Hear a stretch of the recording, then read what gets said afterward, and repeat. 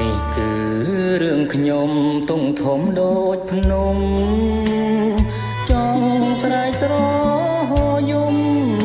ឈឺចិត្តស្ទើរបែជាបីស្នេហា4ឆ្នាំ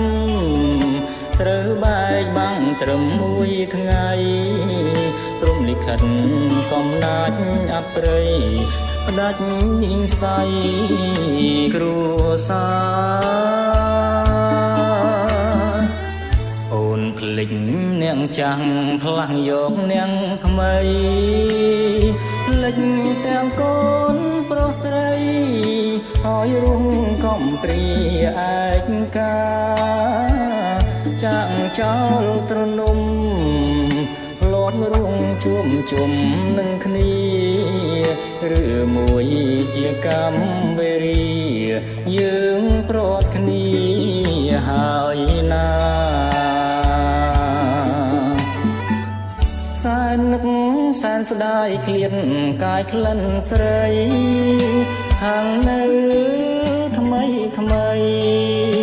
ក្រអូបជាប់នឹងនីសាពេលនេះបាត់អូនក្នុងទ្រូងបងឈឺពើផ្សាទុនទឹងរងចាំជីវ៉ាជុំគ្រូសាណាអូនបើសិនមានថ្ងៃគេបងស្រីវិលវិញមកចរណៃរូបប្តីចាំតទួលស្ងួនកូនយើងទាំងពីរយំស្រែសួររកនឹមនួនសូមវិល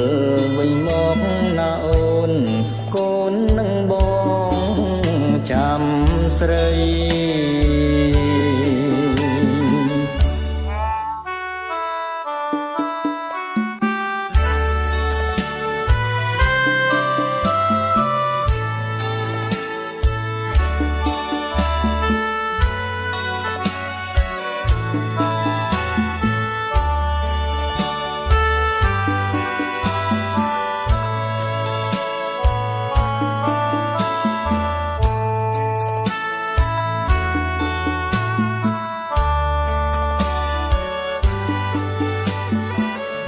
សែននឹក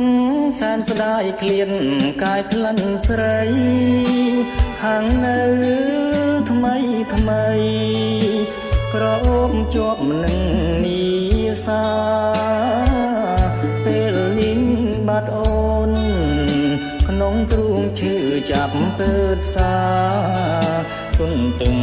រងចាំជីវ៉ាជុំគ្រូសាណាអូនបើសិនមានថ្ងៃគេបងស្រីវិលវិញមកចរណៃរូបប្តីចាំតទួលស្ងួនកូនយើងទាំងពីរយំស្រែសួររកនឹមនួនសូមវិលមកវិញណាអូនកូននឹងបងចាំស្រី